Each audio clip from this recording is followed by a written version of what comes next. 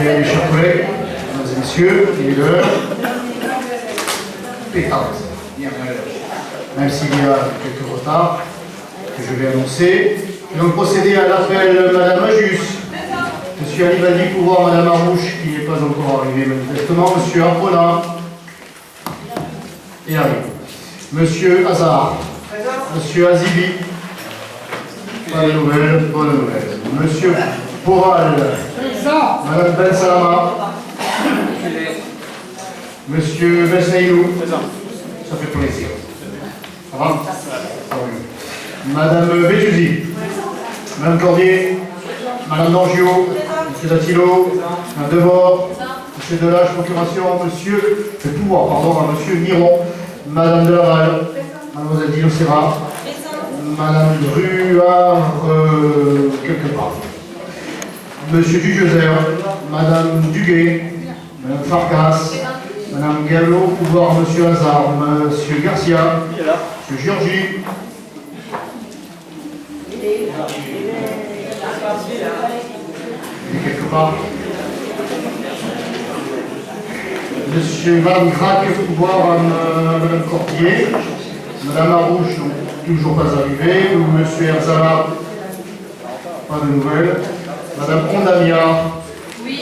Monsieur Obsépian, pouvoir Monsieur Marie, Monsieur Joshua, Monsieur Lamy, Madame Lelouis, Madame Macaluso, un petit peu de retard.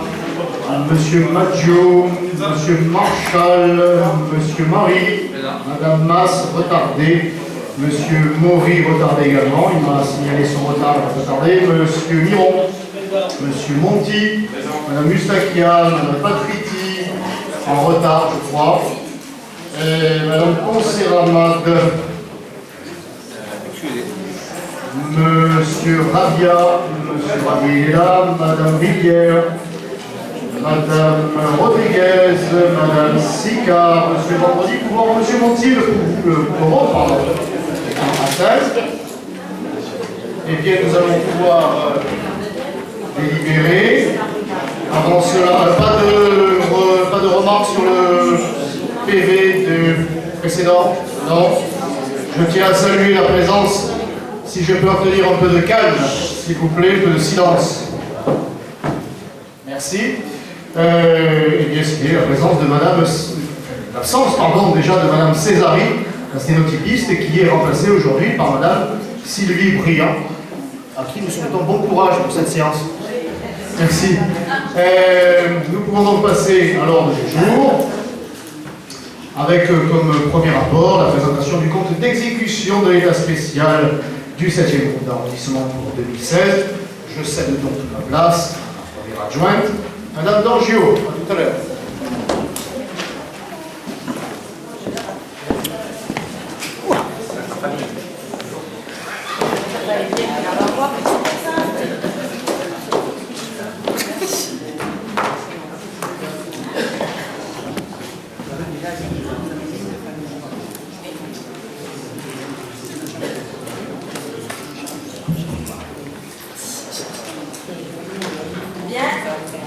Mes chers collègues, je vais vous présenter l'exécution de l'état spécial de notre secteur pour l'exercice 2016.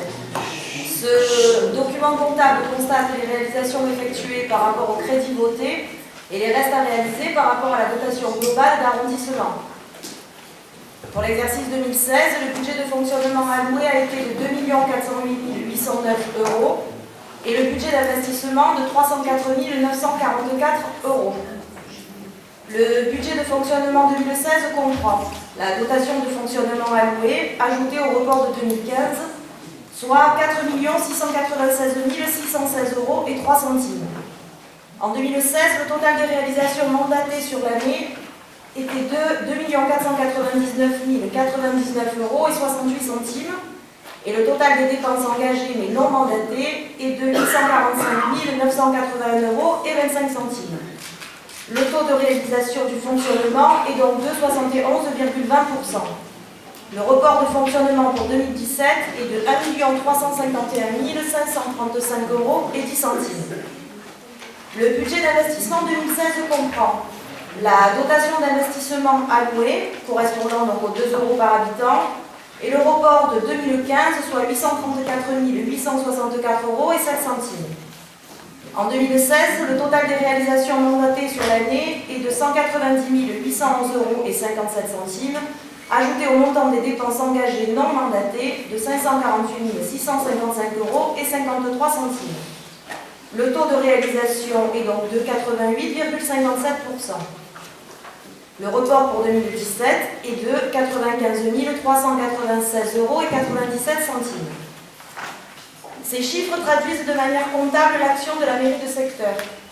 Une action claire et transparente qui se décline dans tous les domaines de compétences. J'apporterai, si vous le voulez bien, quelques compléments d'information à ce rapport. Ils permettront sans doute de répondre déjà à des questions que vous seriez tentés de me poser. Tout d'abord, il est important de souligner la nette progression du taux de réalisation, tant en fonctionnement qu'en investissement. Une progression significative en investissement à un taux à 88,57% et une augmentation de près de 10 points en fonctionnement, puisque nous passons de 61,4% en 2015 à 71,2% en 2016. L'urgence en 2014, lors de l'entrée en fonction de notre équipe, était de placer nos concitoyens au centre des préoccupations de la mairie de secteur. Cette nécessité passe par une méthode d'inventaire et aussi d'audit, qui nous a pris beaucoup de temps, tant l'état déplorable dans lequel ce territoire avait été laissé et ses habitants abandonnés. Mais malgré le temps des diagnostics et des audits, la mairie de secteur n'a pas failli à sa mission de proximité, mais la vraie proximité. Celle qui améliore chaque jour le cadre de vie de chacun d'entre nous, celle qui donne l'accessibilité à la culture et au sport au plus grand nombre, cette proximité qui redonne à nos arrondissements la fierté d'être aussi le cœur battant de Marseille. Par sa politique associative, la mairie de secteur soutient au quotidien et s'engage aux côtés des associations et clubs sportifs par son apport logistique, par le développement des conventions d'objectifs aussi vertueuses que respectueuses des intérêts de la population que des bénévoles. Par sa politique culturelle, la mairie de secteur a fait de l'accessibilité à la culture une de ses priorités. La définition d'une politique culturelle à destination du jeune public est une volonté affichée et affirmée clairement. Une programmation culturelle jeune public a donc été proposée. La participation à de nombreux projets, comme par exemple le soutien important de la mairie de secteur au projet Ma classe chanson.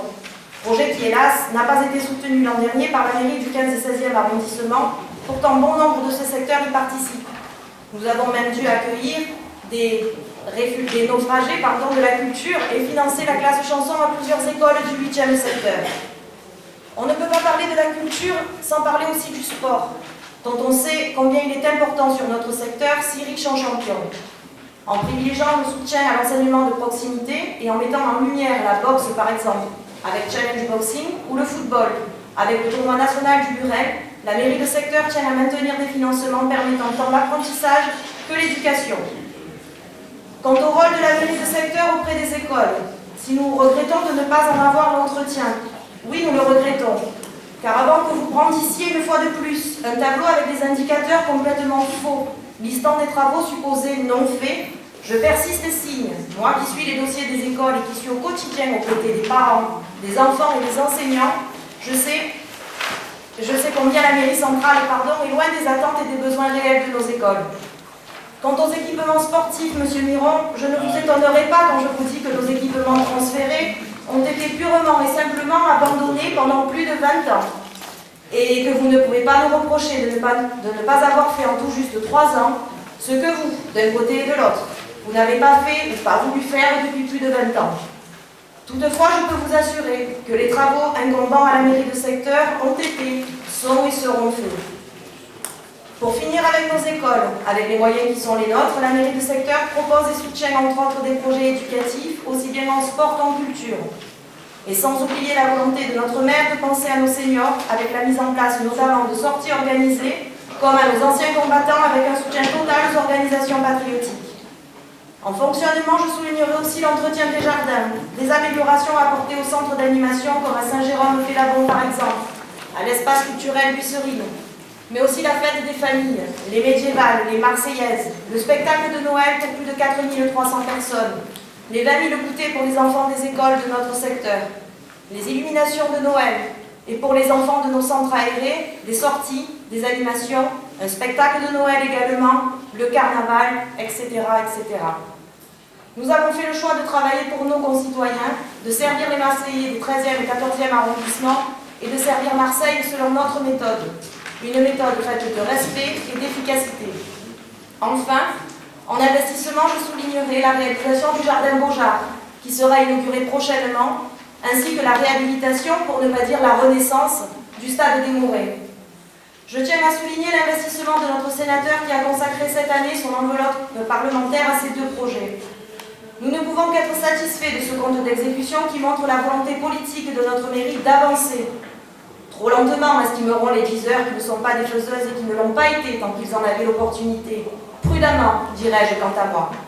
Car en ces temps de chômage de masse, de situation sociale désastreuse, qui veut que 25% des Marseillais vivent ou survivent en dessous du seuil de pauvreté, en ces temps de disette budgétaire et de désengagement tant de l'État que des collectivités locales, chaque euro est précieux et doit être par conséquent non pas dépensé pour être dépensé, mais être investi afin de servir l'intérêt général. La prudence doit être de mise et l'action au service des habitants des 13e et 14e arrondissements, la seule priorité. Ceci étant dit, est-ce qu'il y a des demandes d'intervention? Monsieur Joshua.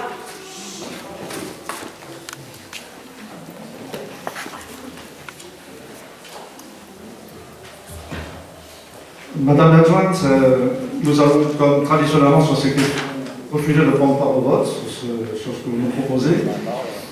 Nous pourrions discuter du contenu, par exemple la manière faussée, biaisée, rapide, quand vous traitez la question de la culture, après avoir essayé de l'écraser comme vous avez fait à l'espace culturel de Cherine. Mais ça n'est pas la raison principale. Et vous allez voir, Madame D'Angio, qu'il n'y a rien pour vous dans ce que je dis là. Mais maintenant, sur les questions financières, avec le parti que vous représentez, on ne sait jamais, quand on vote quelque chose, si on ne va pas se retrouver devant les tribunaux.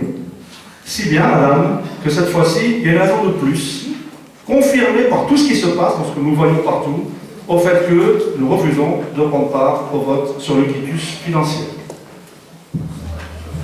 Monsieur Barry. Oui, Madame la Première Adjointe, donc juste quelques petites questions.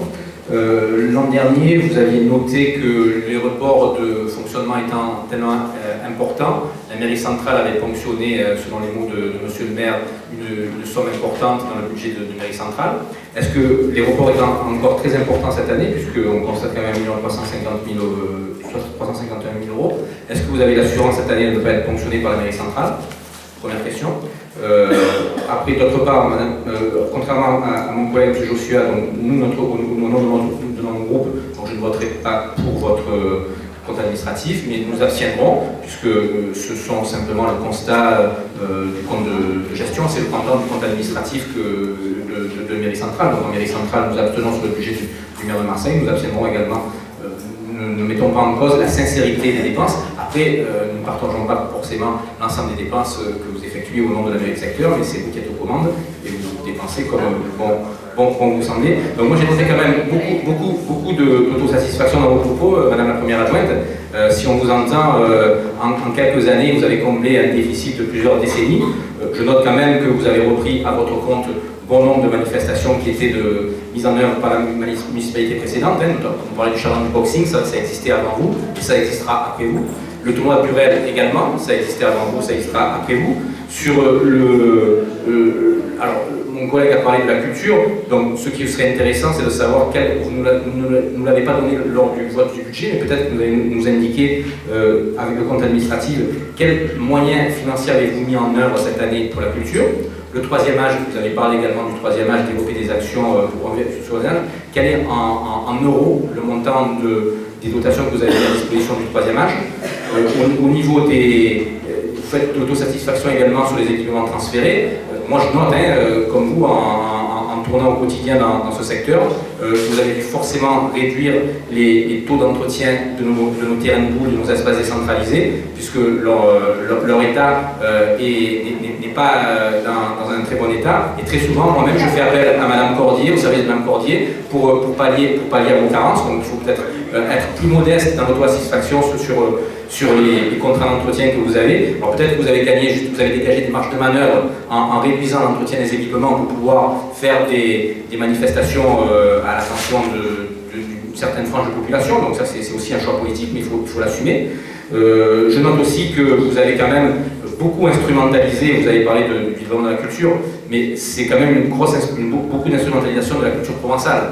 On est tous des amateurs de culture provençale, mais je vous signale que dans un secteur, il n'y a pas que de la culture provençale. Il y a également des cultures urbaines qui ont toute leur place dans ce secteur. Et là, je crois que vous avez fait le choix politique de dénier ces cultures urbaines. De la même façon, on note également vous faites de l'autosatisfaction sur les manifestations que vous faites, mais vous avez aussi instrumentalisé une religion, la religion catholique, avec les crèches que vous mettez en exergue et de manière pompante en fin d'année. Elles existaient également avant vous, nous le faisions, mais en toute tradition provençale, et nous le ferons aussi après vous, mais sans le médiatiser à outrance comme vous le faites, ça c'est un choix. Hein.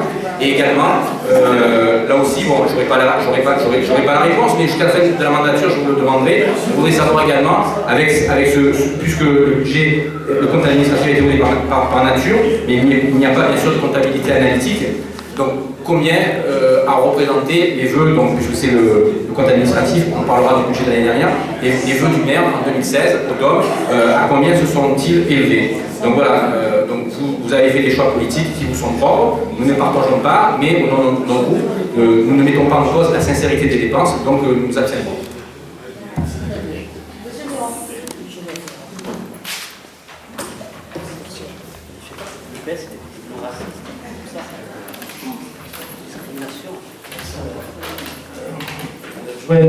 Mes chers collègues, à vous entendre, vous faites tout. Moi j'ai envie de dire, nous on fait le reste, quoi. Moi ce que je regarde, c'est, je ne vais pas rentrer dans le détail du compte administratif, c'est un document technique qui représente une lecture de ce que vous avez mis en œuvre tout au long de l'année. C'est votre choix. Écoutez, moi je ne vais pas le commenter, nous, notre groupe, on s'abstiendra bien évidemment sur ce rapport, puisqu'on va dire que directement concerné par les choix que vous faites. Moi, je veux juste revenir sur les aspects du sport, où, bien sûr, comme chaque fois, je suis la cible principale de vos récriminations, bien évidemment, je comprends l'enjeu. Simplement vous dire que vous gargarisez du petit stade de proximité des Maurets que vous êtes en train de faire, c'est très bien, merci, bravo. Je rappelle juste que ce stade est décentralisé, et que vous auriez pu le faire, vous et vos prédécesseurs, depuis des années. Je rappelle aussi que le petit jardin, vous gargarisez également aussi, c'est injuste, celui-là aussi est décentralisé.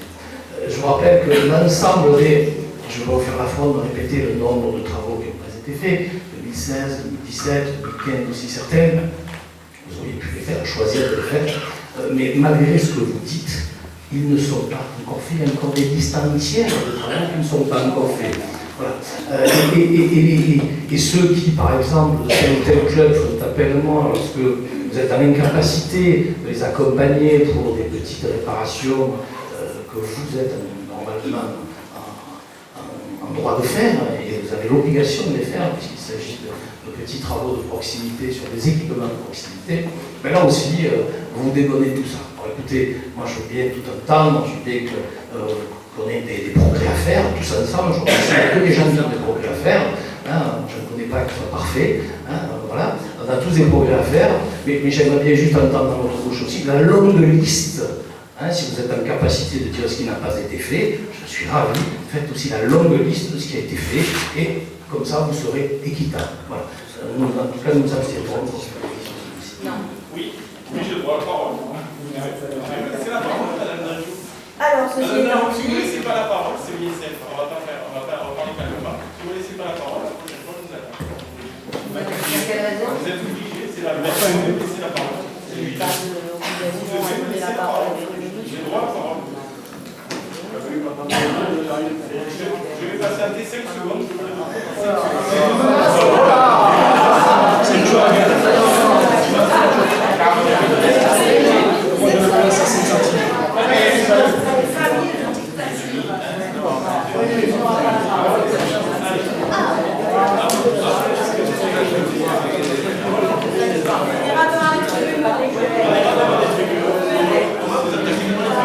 Je vous laisse la parole, monsieur Major.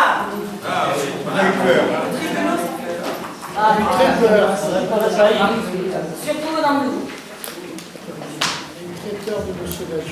Oui, j'ai quelques petites questions, donc merci de me laisser la parole, Madame Sergio. Rien d'effrayant, c'est pas des procès que je vais vous faire, je vais juste vous poser des questions, puisque la majorité des rapports que vous présentez aujourd'hui ne viennent pas de vous, mais là, le budget, sauf erreur de ma part, ça vient bel et bien de la mairie d'arrondissement. Donc il est normal que je pose des questions, sinon qu'est-ce que je viens faire là? J'ai plus qu'à rentrer à la maison. Donc, je laisse... D'accord, le code d'exécution. On n'est pas sur le budget aujourd'hui. Oui, madame, d'accord. C'est pas de souci.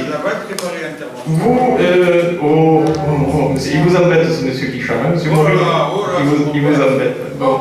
Le budget, le code d'exécution. Le code d'exécution. Donc, vous avez dit, vous avez un taux de réalisation de 71%. En fait, vous avez plus que ça. Donc là, on peut que dire bravo, puisque dans les 71%, vous avez inclus le reliquat de l'année précédente, donc effectivement le taux de réalisation, il n'y a rien à dire là-dessus, voilà, dont acte. Nous avons quand même quelques petites questions que nous nous posons concernant les sorties pour les personnes âgées. Alors effectivement, c'est une très bonne initiative de la mairie d'arrondissement d'avoir organisé cela, c'est des sorties même auxquelles une fois j'ai pu participer. Nous aimerions juste savoir le nombre de personnes à chacune de ces sorties. Comment sont sélectionnées ces personnes, puisqu'effectivement, il doit y avoir un mode de sélection. Je suppose qu'on ne prend pas les gens au hasard ou le premier qui téléphone. Donc, comment sont sélectionnées ces personnes? À quelle distance maximum ont lieu ces sorties? Puisque je sais que des fois, ça peut être en Camargue, ça peut être à Aix-en-Provence ou Fatigno, ça peut être de partout, donc j'aimerais savoir à quelle distance maximale ont lieu ces sorties. Et combien tout ça coûte? Puisqu'effectivement, je vois des lignes d'hiver avec des très gros montants, j'aimerais que l'on chiffre le coût de ces sorties, parce que je veux bien effectivement, et ça part d'une bonne volonté, que la mairie d'arrondissement ait organisé cela, chose que n'avait pas fait la majorité précédente. Et l'argent vient bien de quelque part. Si la majorité précédente n'est pas arrivée à le faire, comment se fait-il qu'aujourd'hui on arrive à organiser des sorties si coûteuses? Voilà. Donc, parce que j'ai pas trop envie, excusez-moi, je ne veux pas faire de procès d'intention, mais j'ai pas trop envie que la gardienne se transforme en gardienne d'électoraux, si vous voyez ce que je veux dire. Et oui. Il faudrait qu'il y ait des listes. J'aimerais aussi, je vois une ligne, monsieur Joshua, peut-être que monsieur Marie, ça devrait vous intéresser, tout comme les élus d'arrondissement. Je vois une ligne budget moyen affecté au groupe d'élus, et il y a marqué 0. Alors il y a quand même des conseillers d'arrondissement qui n'ont peut-être pas de terminaux internet pour utiliser leur adresse mairie. Il y a aussi peut-être monsieur Joshua, madame Mondamier qui pourrait avoir des moyens de travail, après tout, puisque je sais que madame Narbucci, dans la mairie du 2-3, a donné des moyens de travail au groupe d'opposition, et je la félicite à ce titre. Bon, monsieur Marie, madame Mas sont conseillers municipaux, donc eux, ils ont les moyens de travail, tout comme madame Eustache et moi-même, mais les conseillers d'arrondissement de votre majorité et ceux de l'opposition, effectivement, peut-être qu'ils auraient besoin. Je m'étonne qu'on puisse, effectivement, avec une ligne budgétaire à 0,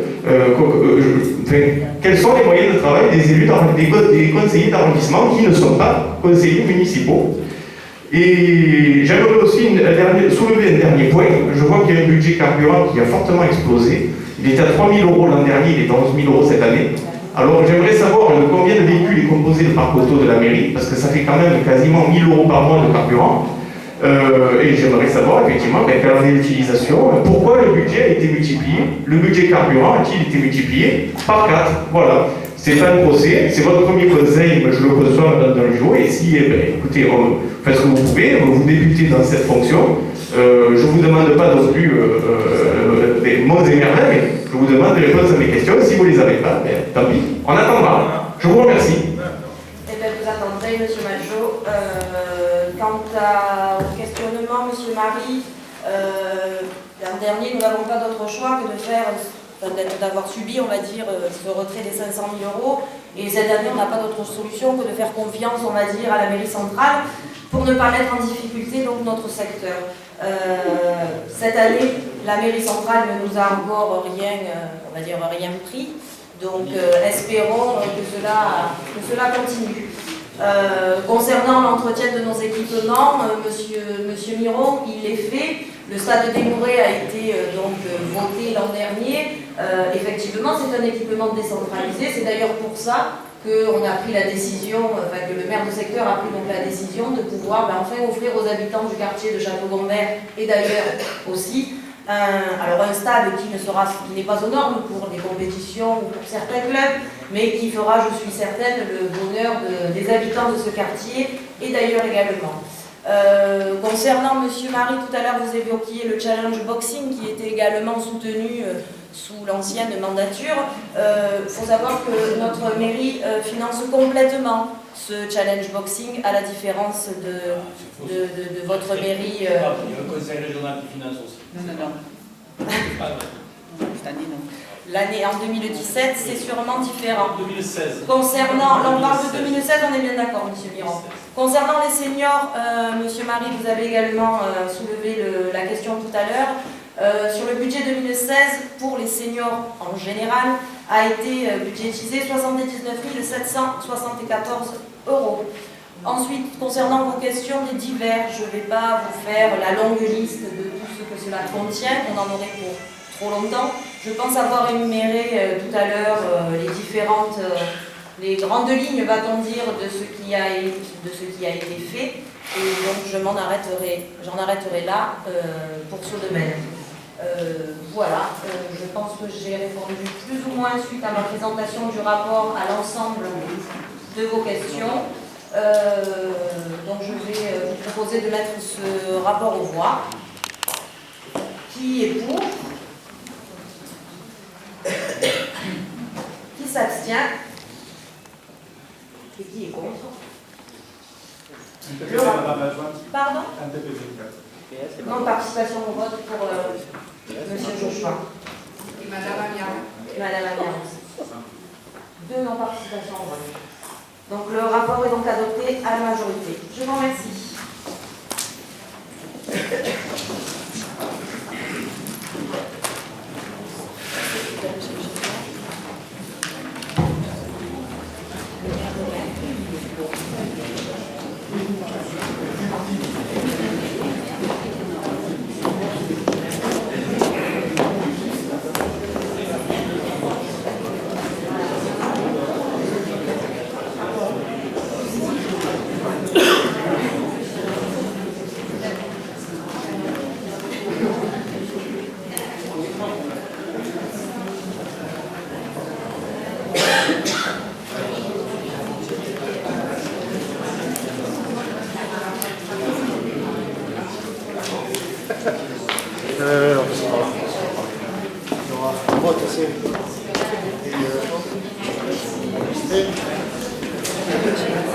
Bien, allez, on va pouvoir passer donc au rapport suivant.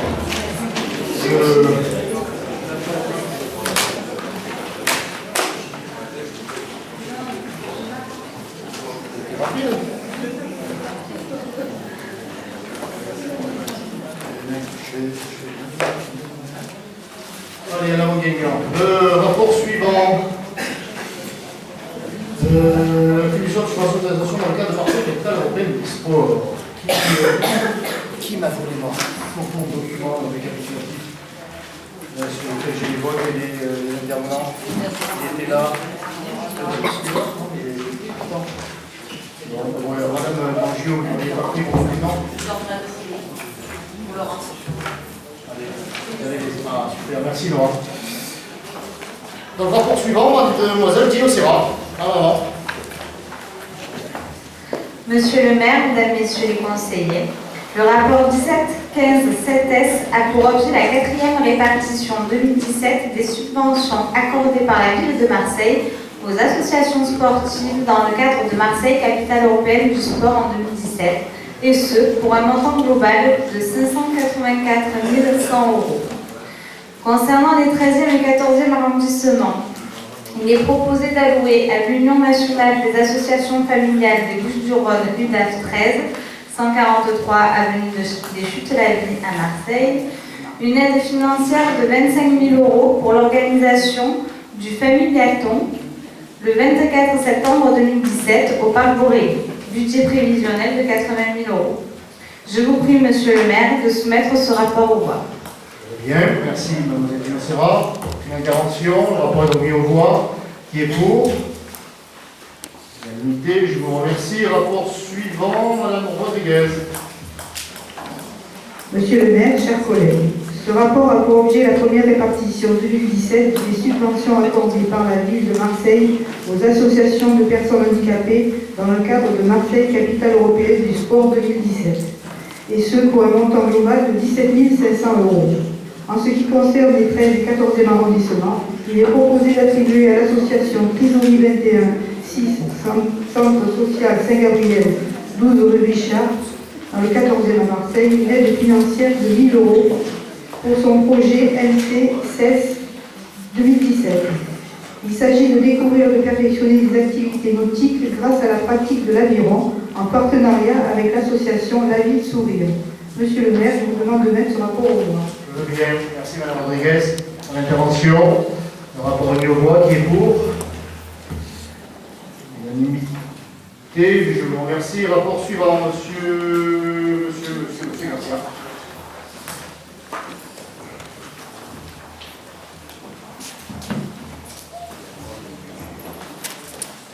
Merci, monsieur le maire.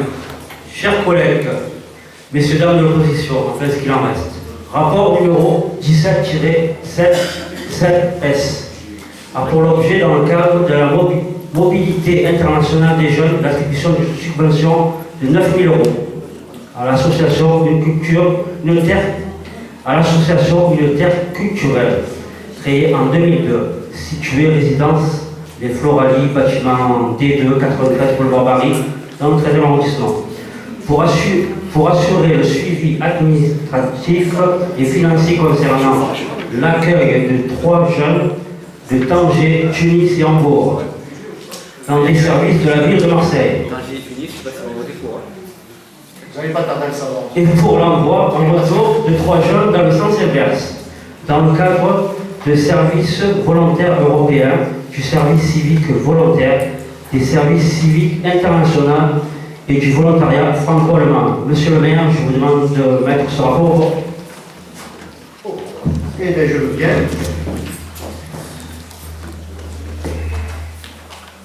Qui est pour? La gauche amoniste, macroniste, les mélanchonistes. J'aurais dû jouer la pièce, que vous n'alliez pas voter parce qu'il y avait le mot Tunis. Ça c'est vous qui dites. Ah ouais. Tunis et Tanger. Il y aurait eu Berlin et Montréal, vous auriez voté. Mais Tunis, ça c'est rédhibitoire. Ça c'est vous qui le dites. Ah ouais. Qui est donc quoi? Les courses sont déterminées. C'est qui est contre? Comme il y a Tunis et Tanger, c'est pas possible. Le rapport est donc rejeté. Rapport suivant. Incroyable. Monsieur, pardon. La chirurgie fait des miracles. Monsieur Latio. Monsieur encore pour l'instant. Donc le rapport 18, ce rapport a pour l'objet l'attribution d'une subvention de 3 000 € à l'École Centrale Marseille au titre de l'année scolaire 2016-2017 pour son dispositif échange phocéen. Ces dispositifs sont répartis en 3 grandes catégories d'actions. Action d'aide au parcours scolaire et à l'orientation, action de tutorat s'appuyant sur l'engagement bénévole d'étudiants auprès d'élèves du secondaire, les actions d'accompagnement pour l'accès aux filières sélectives post-bac. Le dispositif de l'École Centrale Marseille, objet de ce rapport, relève des 2 dernières catégories. L'action consiste à accompagner des jeunes collégiens et lycéens scolarisés dans des établissements partenaires. Pour ce qui concerne notre secteur, sont concernés les collèges régionaux, Mallarmé, Prévert, Renoir et Rostand, ainsi que le lycée Diderot. 265 élèves du secondaire sont concernés. Monsieur le maire, vous pouvez mettre ce rapport au vote. Eh bien, tant mieux. Qui est donc pour? Qui est pour? Monsieur Marigot? Oui, je le vois. Non, parce qu'il y a un décalage. Donc unanimité, c'est bien ça. Bien, merci. Rapport suivant, monsieur Vesleino. Bonjour, le rapport numéro 19. Ce rapport a pour objet l'approbation d'une convention de partenariat conclue entre la ville de Marseille et le collège Sévigné pour un atelier concert intitulé Apprenti chef d'orchestre. Il s'agit d'un projet musical et participatif et a pour but de faire découvrir le métier et le rôle du chef d'orchestre. Cet atelier concert est encadré par des musiciens professionnels issus de l'Orchestre Philharmonique de Marseille et se déroulera à l'amphithéâtre du collège Sévigné à Marseille. Il est à noter que ce projet est réalisé dans le cadre d'un partenariat conclu entre la ville de Marseille et le conseil départemental des Bouches-du-Rhône. L'apport de la ville de Marseille est estimé à 4 742,14 € et correspond aux rémunérations des musiciens engagés et aux frais administratifs et de logistique. Ces actions sont compensées par la subvention du conseil départemental du Bouches-du-Rhône et seront imputés au budget annexe de l'Opéra Odéon. Monsieur le maire, je vous prie de mettre ce rapport aux voix. Très bien, pas d'intervention. Qui est donc pour? Unité, je vous remercie. Rapport suivant, Madame Zangiot. Monsieur le maire, si vous me le permettez, je présenterai les 3 rapports suivants en même temps qui concernent des travaux pour nos écoles. Je permets. Donc, comme vous le savez, les écoles de notre ville ont pour un trop grand nombre besoin de travaux afin d'améliorer les conditions d'accueil pour nos enfants, les enseignants, le personnel municipal. Des problèmes de chauffage, de l'amiante, des écoles jettent, des selfs étroits, pas de dortoirs. Les rapports donc 20, 21 et 22 demandent d'approuver la réalisation de différents travaux pour certaines écoles de notre secteur. Le premier nous propose donc d'approuver l'extension du réfectoire du groupe scolaire Saint-Just-Centre, ainsi que l'autorisation de programme à hauteur de 410 000 € pour les études et les travaux. Suite à une augmentation des logements et donc des habitants dans ce secteur, l'école Saint-Just-Centre, située rue Saint-Georges dans le 13e, devient de plus en plus étroite, surtout son réfectoire. En effet, donc, suite à l'ouverture de classe de l'an dernier et malgré la mise en place de plusieurs services lors de la pause méridienne, le restaurant scolaire n'est pas suffisamment grand pour permettre aux enfants de tous déjeuner à des heures acceptables. Nous ne pouvons qu'être satisfaits de ce rapport qui, après de nombreux courriers et interpellations des parents d'élèves, des enseignants et de la mairie du secteur, arrive enfin. Le deuxième rapport demande d'approuver le remplacement complet des systèmes de sécurité incendie dans les groupes scolaires Les Lilas et Valplan dans le 13e arrondissement. Et il convient également d'approuver dans ce même rapport l'affectation de l'autorisation de programme à hauteur de 192 000 € pour ses études et ses travaux. Le dernier rapport demande l'approbation de la 3e tranche de la sécurisation de l'entrée de nos écoles, donc à savoir l'installation de visiophones. Pour rappel quand même, en avril 2016, 250 000 € ont été votés pour la première tranche d'installation de visiophones. En juin 2016, 600 000 € pour la deuxième tranche. Et voilà qu'aujourd'hui, nous abordons donc le 3e volet des visiophones pour la modique somme de 2 millions d'euros. Donc ce qui ramène pour le moment l'opération à 2 850 000 € pour l'installation de visiophones. Un coût très important qui mériterait plus de précision sur les écoles concernées. Alors vu le montant, nous espérons qu'elles le seront toutes. Et nous aimerions également connaître le nombre de visiophones qui sera installé sur chaque école. Donc nécessaire au bon fonctionnement de nos écoles, à la sécurité de nos enfants, nous ne pouvons qu'être favorables à ces rapports. Mais il est quand même aussi important de rappeler la nécessité d'avoir réalisé les travaux au plus vite, afin d'éviter une rentrée difficile de plus, au milieu du bruit, de la poussière et des travaux, comme ce fut le cas en septembre à la parade. Enfin, nous espérons que beaucoup d'autres rapports suivront, car de trop nombreuses écoles sont encore concernées. Monsieur le maire, je vous prie de mettre ce rapport au voie. Ces rapports au voie. Ces rapports, on va quand même les voter individuellement. Marie, non, pas d'intervention. Alors, le premier rapport, le 1727S, est mis aux voix. Qui est pour? Unanimité, je vous remercie. Le suivant, le 21. Oui, ça doit être oui. Et le 22. Donc, unanimité pour les trois. Je vous remercie. Rapport suivant, le 23-7S, monsieur Monti. Monsieur le maire, ce rapport a pour objet l'approbation de l'aménagement des locaux de la protection civile urbaine situés 26-28 rue Frédéric Sauvage dans le 14e arrondissement, ainsi que de l'affectation de l'autorisation de programme à hauteur de 180 000 € pour les études et travaux. Ces locaux, acquis par la ville par convention de bail emphytéotique, sont composés de bureaux et de diverses salles de réunion, de vestiaires et de douches pour le personnel, pour une surface de 380 m² et principalement de l'entrepôt d'environ 3100 m².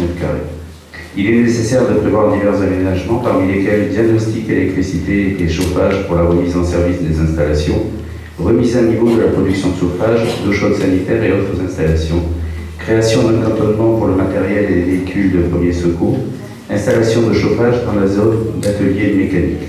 Monsieur le maire, je vous demande de bien vouloir mettre ce rapport au vote. Je vous viens de l'intervention. Qui est pour le manifeste en levant la main? Unanimité, je vous remercie. Rapport suivant, Madame Sika.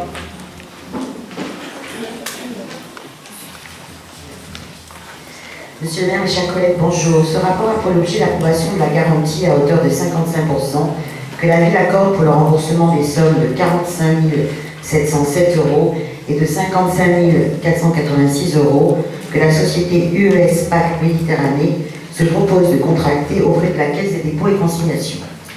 Pour financer l'acquisition et la réhabilitation d'un logement situé 62 boulevard Paul Harel et d'un second logement boulevard Paul Louis Guichou dans le 14e arrondissement. L'octroi de ces garanties d'emprunt a fait l'objet d'une délibération commune soumise au conseil municipal du 5 décembre 2016, annulée et remplacée par les présents rapports. Ces logements sont financés en PLAI et bénéficieront d'une gestion locative adaptée avec accompagnement social du ménage logé. Monsieur le maire, je vous demande de mettre ce rapport au vote. Merci, Madame Sicard. Vous avez présenté les deux en même temps, les deux monsieur le maire. rapports. Bien sûr, vous les votons l'un après l'autre. Le Monsieur Joshua.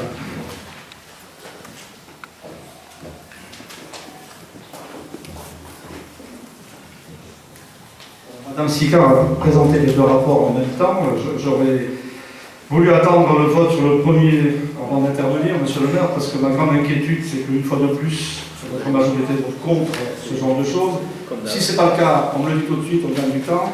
Si c'est le cas, je voudrais faire un commentaire. Bon, évidemment, ce n'est pas la première fois que ceci est fait. Faites un commentaire, monsieur. Alors voilà, je vais le faire. Voilà, monsieur. Bon, déjà, vous savez, on ne vient pas pour rien ici, hein, parce que j'ai appris un nouveau théorème mathématique que je ne connaissais pas. Il y a tant de choses. Mais voilà, on apprend tout âge. Vous l'avez déjà dit, monsieur le maire, des commentaires sur mon âge. Mais c'est vrai qu'on apprend tout âge. Là, j'ai appris que tangé fois 3 égale vote non.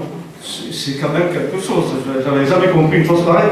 Ce qui était dommage, monsieur le maire, d'ailleurs. C'est ça, moi, je n'ai pas entendu. Tangé fois 3 égale vote contre. C'est ce que nous avons vu tout à l'heure. Oui, ça c'est vrai. Oui, mais mathématiques selon Joshua. Non, mais c'est des logiques, des fois on comprend. C'est la vôtre.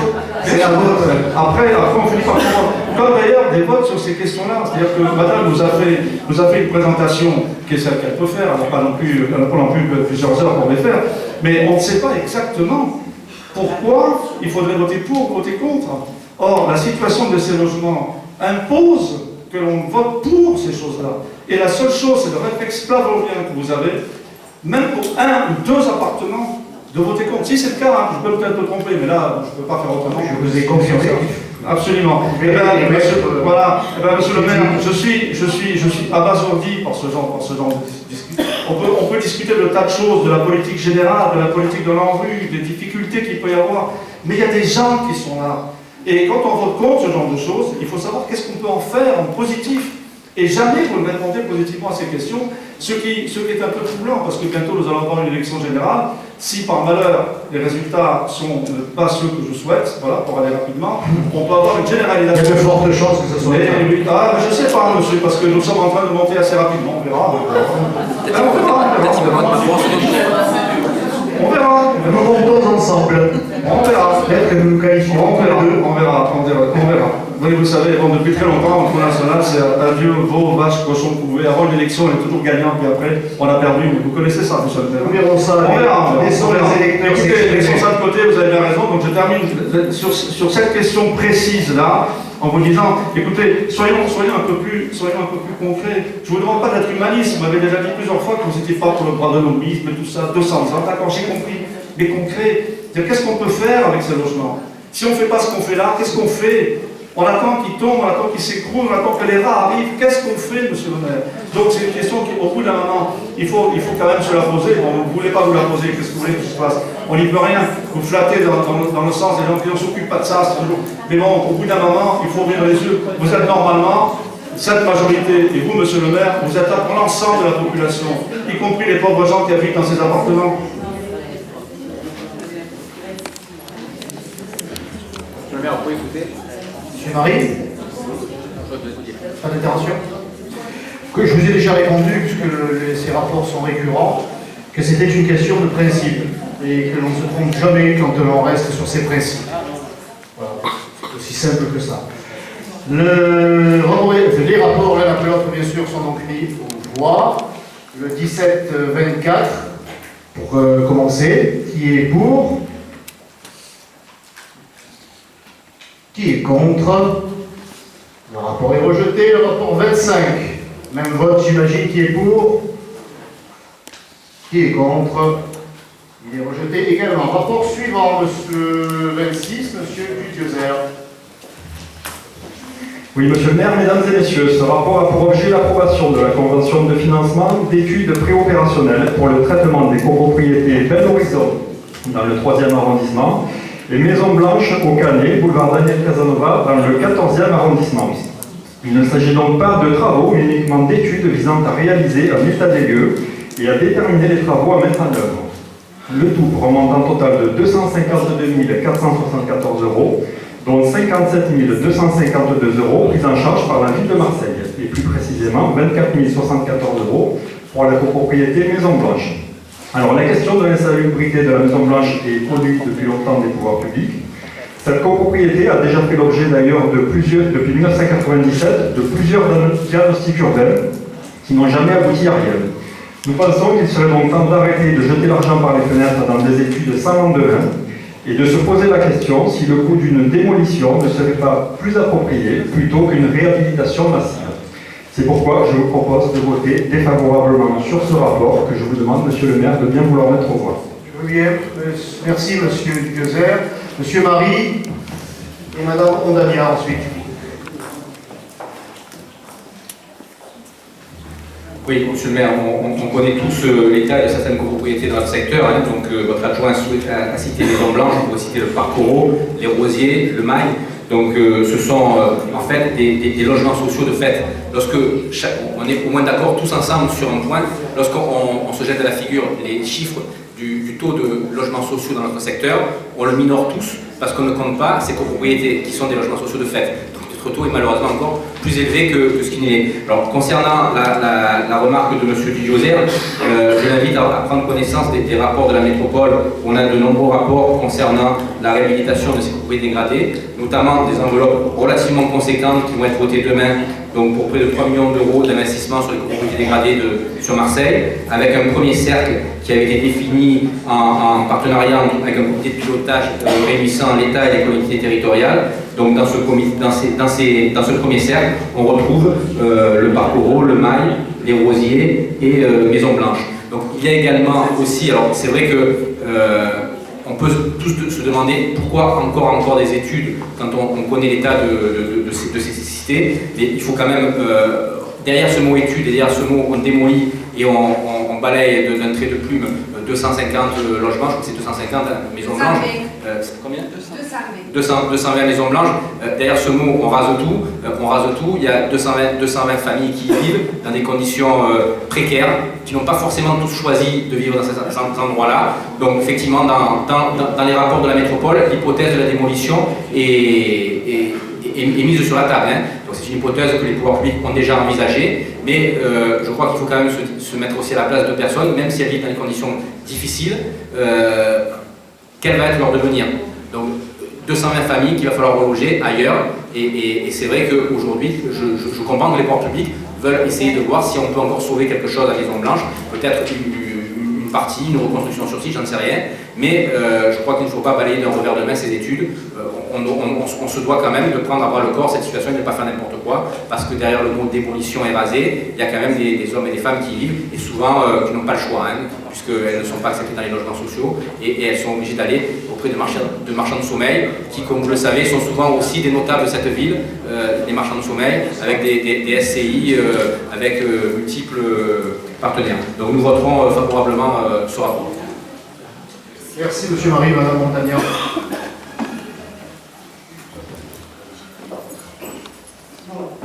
Pas nouveau, bien sûr, on a voté pour ce rapport, mais comme le disait M. Marie, ce rapport montre quand même le manque criant de logements sociaux sur notre ville et le manque d'ambition des pouvoirs publics de combattre ces logements insalubres. Donc il y a 220 familles qui sont dans ces logements à la Maison Blanche.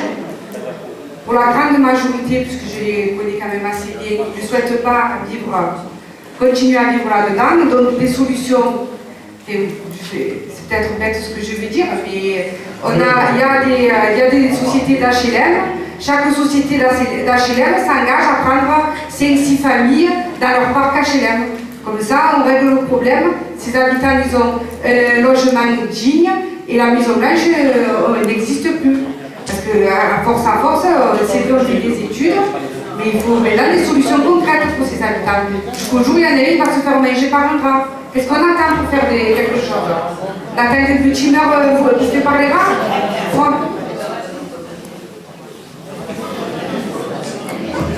Très bien, merci Madame Ondamia pour ce scénario qui n'est pas à exclure tout à fait quand on connaît effectivement l'état. C'est la vérité. Je ne dis pas ça par ironie, hein, j'en suis conscient. Ce matin, un certain nombre d'entre nous ont eu l'honneur de siéger au Conseil des territoires. Il a été évoqué la réhabilitation de ces parcs privés, de ces copropriétés privées. Et j'ai entendu le nom d'une copropriété qui m'a plus interpellé que les autres, celle sans débrancher sur la vie privée, enfin bon, celle où j'ai grandi, la Morelette, qui est là, hein, qui est une copropriété donc, et que j'ai vu effectivement jour après jour ou année après année s'effondrer ou imploser, et pas parce que l'armée américaine était passée par là. Il avait bombardé le site, ça, comme on a l'habitude, mais parce qu'il s'est produit un phénomène à l'intérieur de cette cité, de cette copropriété, de la même manière que ça a pu se produire à Maison Blanche, que ça a pu se produire dans d'autres copropriétés, mais celle-là, je l'ai vécue, et si elle s'est dégradée à ce point, alors que, ma foi, il y avait tout pour y être heureux. Vous la connaissez peut-être pas aussi bien que moi, mais vous pouvez observer que il ne s'agit pas non plus de grandes tours tous les 10 mètres. Il y a 3 tours, 3 ou 4, mais avec une zone verte au milieu, avec une école maternelle, avec une école primaire, avec un gymnase, désormais un stade de rugby, mais à l'époque il y avait déjà 2 stades de foot, autour des commerces de proximité, un supermarché, à l'époque c'était un Sodim, hein, ça ne rajeunit pas, une piscine. Dégonflable. Une vraie piscine en dur. Celle où j'ai eu le plaisir d'apprendre à nager avec l'école, avec mes camarades d'école, de l'école primaire, donc de la Morelette. Une piscine, bon, pas de métro, mais il y avait des bus, il y a toujours des bus. Alors, 2 collèges, le collège là, Albert Camus, quand il s'agissait encore d'un collège, et le collège Massenet qui survit. Donc il y avait tout pour que les choses puissent se dérouler normalement pour les familles, et c'est ce que j'ai vécu au sein d'une famille d'ouvriers, d'employés, on va dire, pour faire simple. Et puis j'ai observé qu'il y avait, je vous le dis, parce que j'ai quand même l'habitude de dire les choses telles que je les pense, surtout que je les vois. Et il y a eu, certaines familles sont parties de plus en plus, pour des raisons diverses et variées, et ont été remplacées par d'autres. Oserais-je dire qu'il y a eu un remplacement d'une population par une autre? Je n'appellerai pas ça encore le grand remplacement, mais en tout cas, pour ce qui est de la résidence de la Morelette, si l'on reste dans ce périmètre, ça a été un total remplacement. Pas un grand, c'est un total. Avec, ma foi, des attitudes, je l'ai vécu, je sais que M. Joshua, pour vous, tout ça pourrait se régler par l'embauche de gardienne. Hein. Vous aviez proposé l'embauche de gardienne pour que tout aille mieux. Bon, des familles au comportement différent, déjà qui consistait à ne pas payer ses charges. Je me souviens, il y a encore 2 ans, il y avait un arriéré de charges d'1 million d'euros à la copropriété de la Morelette. Personne ne payait ses charges, ce qui conduisait à ce que le chauffage soit déclenché l'hiver, n'est-ce pas, à une époque où il faisait déjà très froid, mais pour économiser, et tant pis pour les anciens qui habitaient encore là et qui, eux, payaient rubis sur ongle leurs charges, mais plus que la masse ne payait pas de charges parce qu'elle ne voulait pas les payer, estimant que, payant déjà un loyer, elle n'avait pas à en payer davantage. Et bien la résidence a commencé à se dégrader, car plus entretenue, puisque les charges ne rentraient plus. Et ça s'est dégradé, est venu se greffer là, cette lèpre, ce cancer du trafic de drogue qui interdit désormais à celui qui voudrait entretenir et bien de le faire. Je prendrai un autre exemple, celui de la cité du Vieux Moulin. Je ne vais pas revenir sur l'épisode je vous rassure. Mais il y a un nouvel épisode dans ce feuilleton, puisque j'ai appris que les techniciens qui devaient réparer l'éclairage public à l'entrée de cette cité, eh bien, se sont vus interdire l'accès après avoir été fouillés, palpés par les douaniers, les gardiens du temple de la drogue, et des trafiquants en tout genre dans cette cité. Voilà un exemple de cité qui va très vite se dégrader alors qu'elle est en train d'être refaite, parce qu'on y laisse à l'intérieur eh bien, des individus, des groupes d'individus qui sèment et qui développent le chaos. Je prends un autre exemple, Campagne d'évêque.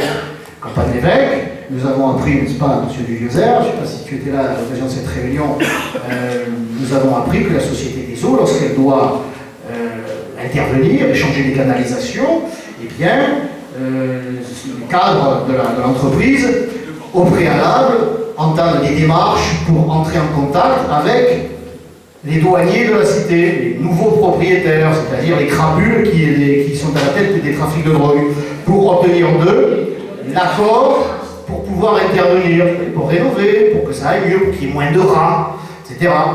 Eh bien, ça se passe à peu près partout assez bien, sauf en Campagne d'évêque, où le trafic, le patron du trafic n'a rien voulu savoir. Donc les canalisations en Campagne d'évêque n'ont pas pu être changées. Alors le jour où ça va péter, parce que ça va péter, hein, eh bien, il ne faudra pas s'étonner et ne pas tirer à boulet rouge sur la Société des eaux, ni même sur la ville de Marseille, qui aura peut-être essayé d'intervenir, mais qui aura plié devant les nouvelles règles, puisqu'il ne s'agit plus là du droit, mais d'un autre droit.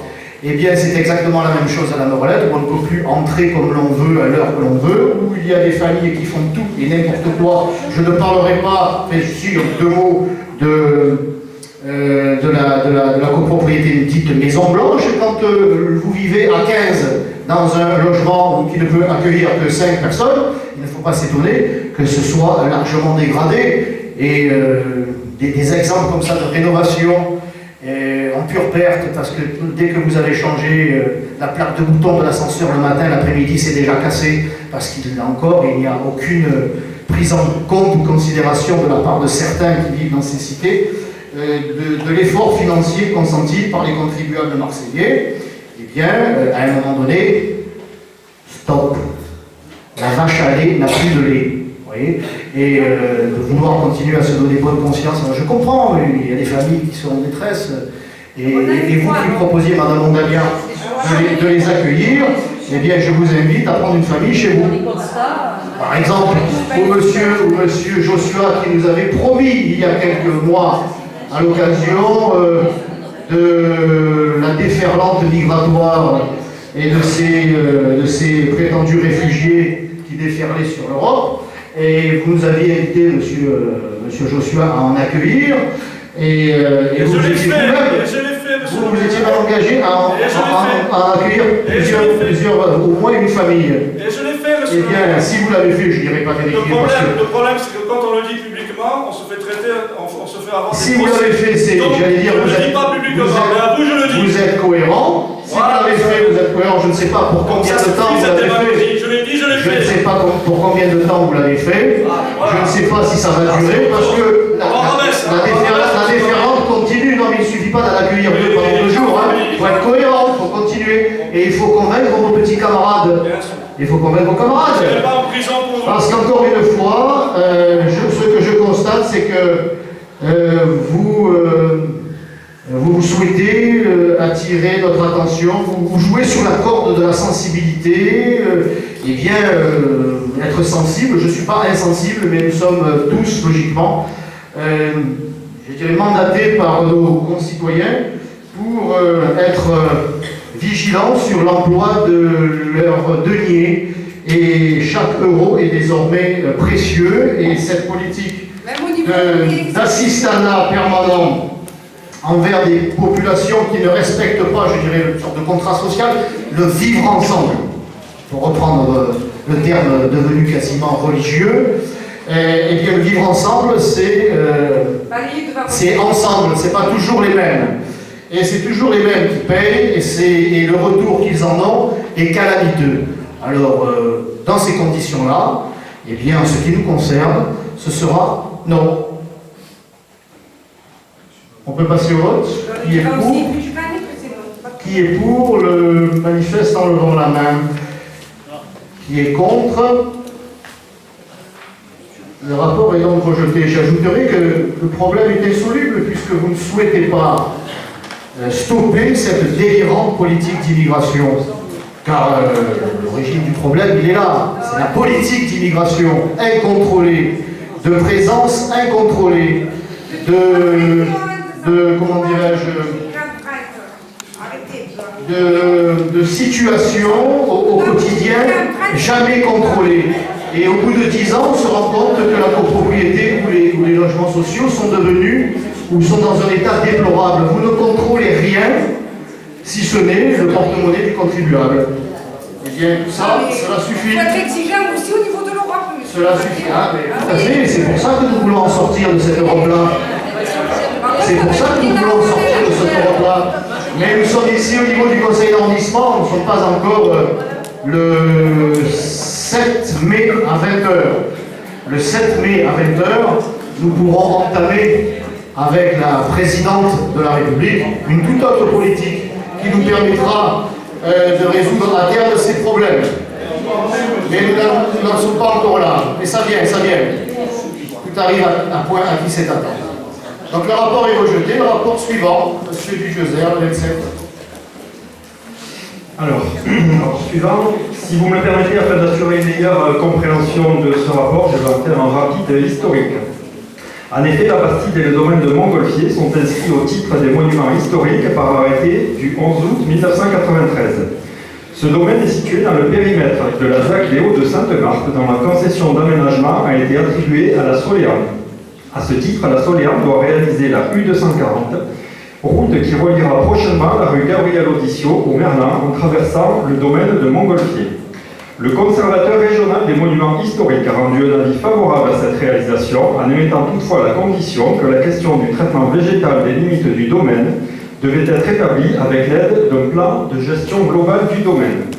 Par délibération du 27 juin 2016, le conseil municipal a approuvé l'élaboration de ce plan de gestion pour un montant prévisionnel de 45 000 €. Or, à l'issue de la consultation, il est apparu que les offres remises étaient très supérieures à l'estimation de l'administration. Par conséquent, en vue de pouvoir lancer une nouvelle consultation afin d'attribuer ce marché, nous devons approuver une augmentation de 105 000 € pour porter le montant total de l'opération à 150 000 €. Je profite de ce rapport pour donner très rapidement les dernières informations à notre connaissance concernant cette voie U240. La consultation des entreprises est prévue pour le mois d'avril, donc très bientôt. L'attribution des marchés est prévue pour le mois de juin et le démarrage des travaux est prévu pour le mois de septembre avec une durée prévue d'environ 14 mois. Monsieur le maire, je vous prie de bien vouloir mettre ce rapport au voie. Oui, merci Monsieur Dugezer.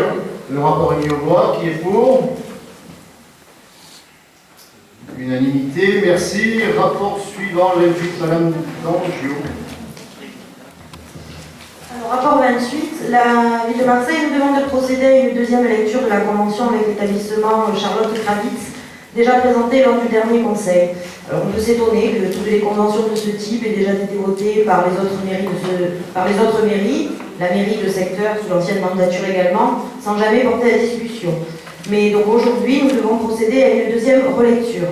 Aussi, dans l'intérêt des enfants, nous ne polémiquerons pas sur le sujet, nous appliquons donc les demandes de la mairie centrale. Je vous demande donc d'approuver cette convention qui doit permettre aux élèves de l'établissement Charlotte Kravitz de pouvoir mettre en pratique les théories apprises en cours lors de manifestations organisées par la mairie de secteur qui de son côté financera notamment les tenues des jeunes. Monsieur le maire, je vous prie de mettre ce rapport au voie. Merci Mme Langio. Qui est pour? Merci. Unanimité. Rapport suivant, le 29, Mme Lelouis. Monsieur le maire, messieurs, dames, ce rapport a pour objet la rénovation du jardin de la Moussière, situé chemin de Palama dans le 13e arrondissement. Il s'inscrit parfaitement dans la volonté de la mairie de secteur d'aménager et de requalifier des équipements désormais inadaptés. Outre la nécessité d'améliorer le cadre de vie des riverains par des aménagements de qualité, cette opération permet de contribuer à la redynamisation du noyau villageois. Par ailleurs, la proximité des écoles, du centre d'animation de quartier et de structures dédiées à l'enfance et à la petite enfance permettra à ce jardin d'être un nouveau lieu de vie. Cette opération d'un montant total de 54 750 €, toutes tasses comprises, comprend l'aménagement urbain avec dépose d'anciens dispositifs et pose de nouveaux, bancs, corbeilles, tables de pique-nique, clôture végétale, dépose et pose de jeux avec aménagement d'un sol souple. Ce financement est en partie supporté par la mairie de secteur pour un montant de 29 750 €, plus une subvention sur la réserve parlementaire de monsieur le sénateur maire Stéphane Radier pour un montant de 25 €. Monsieur le maire, si je vous prie de mettre ce rapport au voie. Mais inutile d'en venir aux prières, nous y gaiement. Qui est pour donc une intervention, M. Marie? Une intervention, M. Marie. Non, monsieur le maire, je voulais dire que j'ai une affection particulière pour ce jardin de la Moussière, parce que je vous raconter une petite anecdote. Lorsque j'étais jeune adjoint aux espaces verts de ce secteur, et dans le... Ah, c'est pour ça qu'ils sont dans cet état. Non, justement, c'est avec M. Brignon, qui à l'époque était directeur du service espace vert de la mairie de secteur. Nous avions pris une friche qui était à l'abandon depuis des années, et nous en avons fait un petit jardin.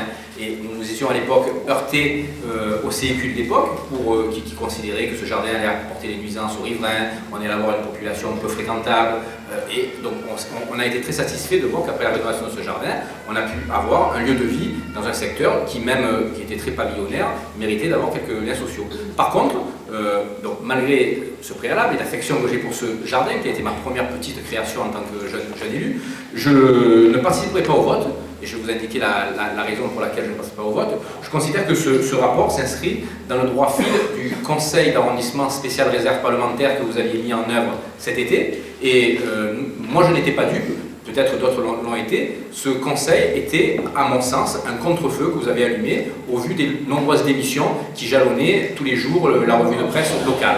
Donc aujourd'hui, vous nous faites encore un cinéma en affectant la réserve parlementaire pour un équipement. Je vois qu'on vient de voter l'état spécial, il y a des reports conséquents dans cet état spécial, donc vous n'imputez pas les travaux de ce jardin avec l'état spécial, avec les reports qu'il y a, mais vous le faites avec la réserve parlementaire, tout simplement pourquoi? Pour pouvoir mettre ensuite un panneau 4x3, pour expliquer réserve parlementaire de M. Ravier, pour faire une inauguration de grande pompe en indiquant dans votre discours que vous avez fait. Donc moi, peut-être que certains de mes collègues... Je n'ai pas pensé, mais puisque vous me le soumettez... Oui, le panneau Beaujard, on l'a vu, le panneau Beaujard, on l'a vu avec... Donc, vous tombez...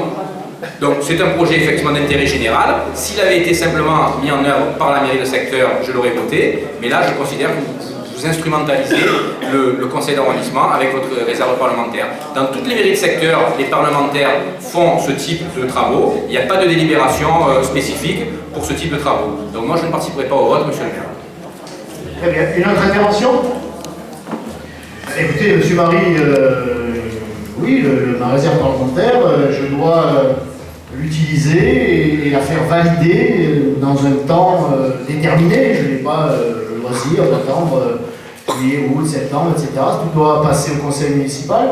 Ça va être validé par le vote au conseil municipal pour que les ministères que le ministère valide ce financement. Hein, je n'ai pas un carnet de chèques sur moi. Il ne dispose pas de cette enveloppe aussi facilement. Il y a une procédure, je suis la procédure, tout simplement. Je ne vois pas ce qu'il y a de scandaleux, d'autant que, comme je l'ai annoncé au DOM, je ne suis pas candidat. Je ne suis pas candidat aux élections législatives, donc je ne fais pas ma publicité.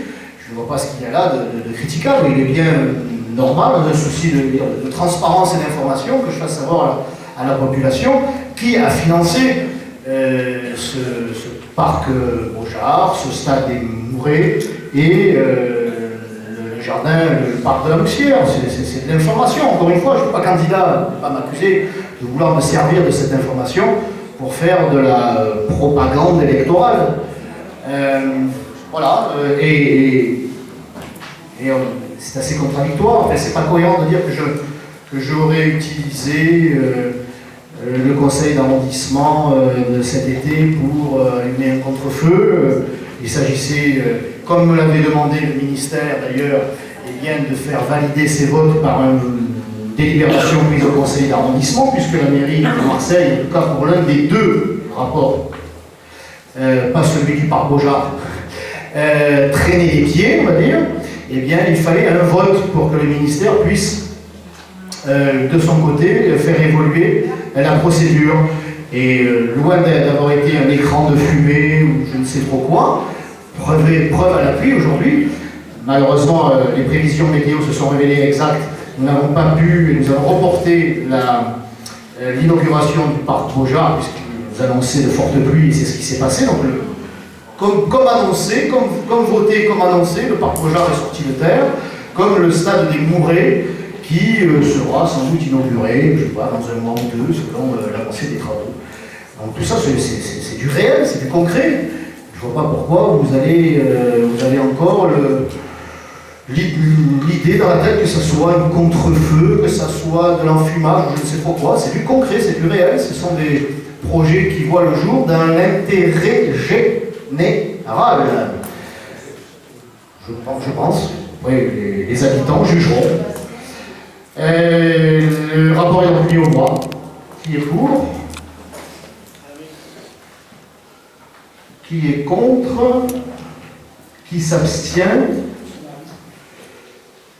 Et non-participation. Madame Masse, vous avez voté pour, je crois. Merci.